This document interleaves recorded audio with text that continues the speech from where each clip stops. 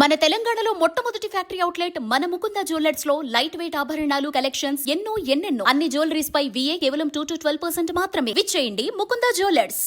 TGPSC నిర్వహించిన 2015-16 group 2 నియామకాలను రద్దు చేస్తూ హైకోర్టు సంచలన తీర్పును వెలువరించింది. అప్పుడు జరిగిన నియామకాల మొత్తాన్ని రద్దు చేయాలని ఆదేశించింది. హైకోర్టు సాంకేతిక కమిటీ సిఫారసులను టీజీపీఎస్సీ ఉల్లంఘించిందని ఉన్నత న్యాయస్థానం తెలిపింది. మళ్లీ మూల్యాంకనం చేసి అర్హుల జాబితా విడుదల చేయాలని స్పష్టం చేసింది. 8 వారాల్లో పూర్తి చేయాలని టీజీపీఎస్సీకి హైకోర్టు గడువు విధించింది. 2015-16 గ్రూప్ 2ను రద్దు చేస్తూ మంగళవారం హైకోర్టు సంచలన తీర్పును వెలువరించింది. నాటి ఎంపిక జాబితాను కొట్టివేసింది. హైకోర్టు డివిజన్ బెంచ్ తీర్పు సాంకేతిక కమిటీ సిఫార్సులకు విరుద్ధంగా డబుల్ బబ్లింగ్, వైట్నర్ వినియోగం, తుడిపివేతలున్న పార్ట్ బి పత్రాలను పునర్మూల్యాంకనం చేయటం చెల్లదని పేర్కొంది. హైకోర్టు తీర్పు సాంకేతిక కమిటీ సిఫార్సులకు విరుద్ధంగా వ్యవహరించే అధికారం తెలంగాణ పబ్లిక్ సర్వీస్ కమిషన్కు లేదని తేల్చి చెప్పింది. జవాబు పత్రాల్లో ట్యాంపరింగ్ జరిగిందని స్పష్టంగా కనిపిస్తున్నప్పుడు వాటిని పక్కన పెట్టకపోవటం కమిషన్ వైఫల్యమేనని తేల్చి చెప్పింది. 2019 అక్టోబర్ 24న ఇచ్చిన ఫలితాలు ఏకపక్షమని, చట్టవిరుద్ధమని వాటిని రద్దు చేసింది. సాంకేతిక కమిటీ సిఫార్సులు హైకోర్టు తీర్పునకు అనుగుణంగా తిరిగి మూల్యాంకనం నిర్వహించి అర్హుల జాబితాను విడుదల చేసి నియామకాలు చేపట్టాలని, ఈ ప్రక్రియను 8 వారాల్లో పూర్తి చేయాలని పబ్లిక్ సర్వీస్ కమిషన్కు ఆదేశాలు జారీ చేసింది. దిద్దుబాటు, వైట్నర్ వినియోగం, డబుల్ బబ్లింగ్ జరిపిన వాటిని మూల్యాంకనం చేయడం ద్వారా చేపట్టిన నియామకాలను రద్దు చేయాలంటూ పలువురు దాఖలు చేసిన 6 పిటిషన్లపై జస్టిస్ నగేష్ భీమపాక విచారణ చేపట్టి ఈ మేరకు తీర్పును వెలువరించారు. గ్రూప్ 2 కింద 13 కేటగిరీల్లో 1032 పోస్టుల భర్తీకి 2015 నోటిఫికేషన్ జారీ కాగా 2016లో అనుబంధ నోటిఫికేషన్ జారీ అయింది. 2016 నవంబర్ 11, 13వ తేదీల్లో రాత పరీక్షలు జరిగాయి. ప్రశ్నాపత్రం బుక్లెట్కు, OMR షీట్లకు పొంతన కుదరకపోవడంతో ఈ సమస్య పరిష్కారానికి 2016 డిసెంబర్లో కమిషన్ సాంకేతిక కమిటీని ఏర్పాటు చేసింది.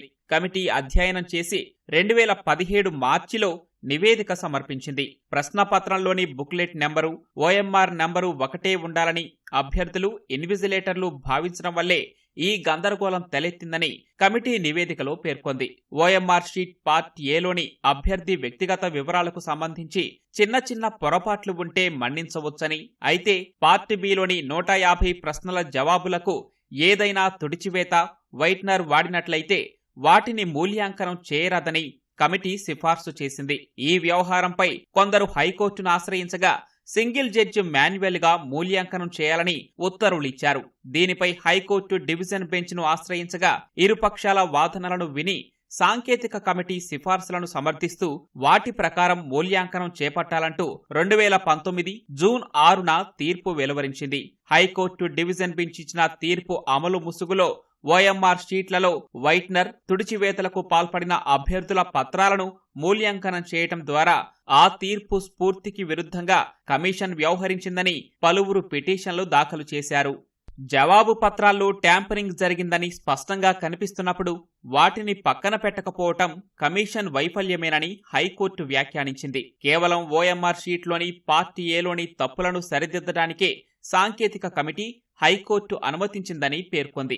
దీనికి విరుద్ధంగా పార్ట్ బిలో ప్రశ్నలను మూల్యాంకనం చేసే అధికారం కమిషన్కు లేదని, ఇది పరీక్ష సమగ్రతను దెబ్బతీస్తుందని వ్యాఖ్యానించింది. అన్ని పేపర్లకు మూల్యాంకనాన్ని విస్తరించడం చట్టవిరుద్ధం, ఏకపక్షమని హైకోర్టు తేల్చి చెప్పింది. ఇది కమిషన్ చట్టబద్ధ అధికారాల పరిధిని దాటి వ్యవహరించడమేనని తెలిపింది. అందువల్ల 2019 అక్టోబర్ 24న విడుదల చేసిన ఎంపిక జాబితాను రద్దు చేస్తున్నామని తీర్పునిచ్చింది. హైకోర్టు సాంకేతిక కమిటీ సిఫార్సుల మేరకు 8 వారాల్లో తిరిగి మూల్యాంకనం చేపట్టి నియామక ఉత్తర్వులు జారీ చేయాలని ఆదేశించింది. అక్రమాల నివారణకు భవిష్యత్తులో OMR షీట్లో పేర్కొన్న సూచనలకు కట్టుబడి ఉండాలని, భౌతిక, వీడియోగ్రఫీ ద్వారా పర్యవేక్షణ జరగాలని సూచించింది. భౌతికంగా రీవాల్యూషన్ చేపట్టాలన్న ఉత్తర్వులను హైకోర్టు డివిజన్ బెంచ్ రద్దు చేసిందని టీజీపీఎస్సీ తెలిపింది. యాంత్రిక వ్యవస్థ ద్వారా జరిగిన మూల్యాంకనంలో పక్షపాతానికి దురుద్దేశాలకు అవకాశం లేదని పేర్కొంది. ఇప్పటికే నియామకాలు పూర్తయ్యాయని, వారంతా విధుల్లో ఉన్నారని టీజీపీఎస్సీ వివరించింది. దురుద్దేశం, పక్షపాతం ఉంటేనే కోర్టులు జోక్యం చేసుకోవాలని, లేదంటే నియామక ప్రక్రియలోకి న్యాయ వ్యవస్థ వెళ్లకూడదని సుప్రీంకోర్టు వెల్లడించిందని గుర్తు చేసింది. హైకోర్టు తాజాగా ఇచ్చిన తీర్పులోని అంశాలను టీజీపీఎస్సీ అధ్యయనం చేస్తోంది. కోర్టు నుంచి అధికారికంగా తీర్పు కాపీ అందిన తర్వాత బోర్డు సమావేశం కానుంది.